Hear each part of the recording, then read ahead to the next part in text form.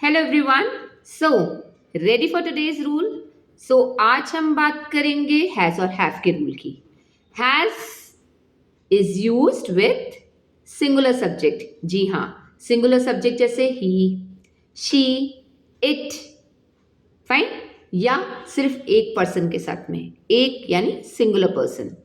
जब मैं हैव की बात करती हूं तो हैव किन के साथ यूज होता है? प्लूरल सब्जेक्ट्स के साथ में।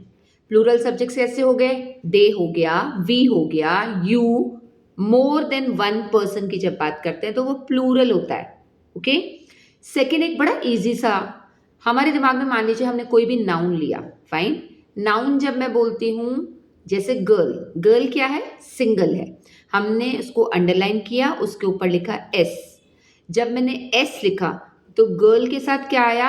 हैज आया। हैज में भी देखिए लास्ट में एस है। अब मैंने बोला क्राउड।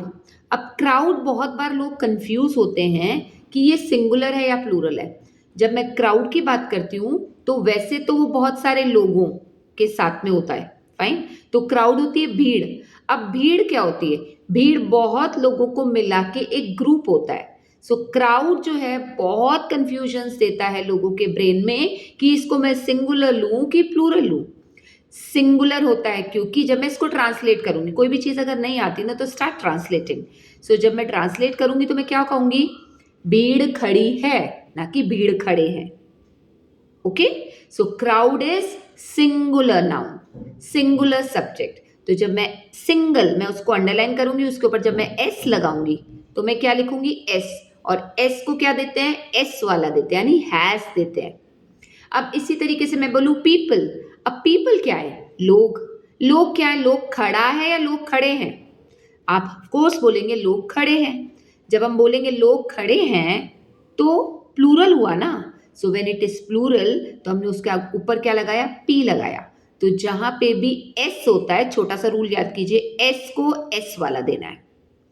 प्लूरल को हम बिना एस का देते हैं, बट दिमाग में फिक्स कीजिए कि मुझे एस को एस वाला देना है।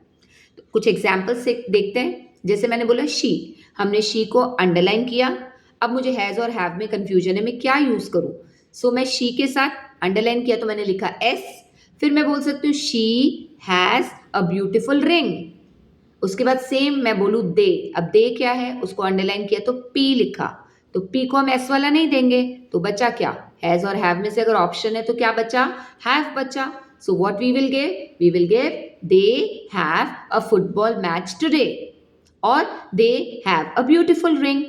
Same next, he, she, it के साथ क्या करना है? हैज करना है। अब मैं बोलूं it has 5 rooms. Okay. But अगर मैं बोलूं दे हैव 5 रूम्स, यानी उनके पास 5 कमरे हैं, उसके पास 5 कमरे हैं। दोनों हिंदी में तो सेम है, बट मैंने इट यानी एक चीज है उसको अंडरलाइन किया तो एस लिखा। तो इट क्या है? It has, but they have. Got it? Fine. अगर मैं ये बोलूं शी हैव अ पेन तो रॉन्ग हो जाएगा। I have to use she has a pen, correct sentence. Then if I say they has homework, okay, so it is wrong. They have homework. ठीक है, to do आगे लगा सकते हैं कुछ भी, एनीथिंग एज एन एग्जाम्पल। सबसे basic rule क्या है? एक वर्ड आपके पास में जैसे ही आता है, जो भी सब्जेक्ट आता है, जो भी नाउन आता है, प्रनाउन आता है, उसको अंडरलाइन कीजिए। अंडरलाइन करने के बाद में उसमें ऊपर एस लगाइए, and when you put S, so S को क्या देना है? एस वाला। Got it? सेम इज और आर के साथ भी होता है। इज में भी क्या है? एस है। तो मैं अंडरलाइन करूंगी, ऊपर एस लिखूंगी, एस को क्या दूंगी? इज दूंगी ना। तो she is, boy is, crowd is, girl is. But उसी जगह अगर मैं बोलूं we are, they are, crowd is है लेकिन पीपल आर है, क्योंकि पीपल क्या है? लोग हैं, लोग खड़े हैं। रिमेंबर द रूल, भीड़ खड़ी है।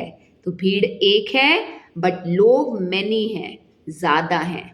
एक से ज्यादा हैव, आर। एक इज यानी एस वाला, इज या has. Simple. All the best and practice daily. Okay.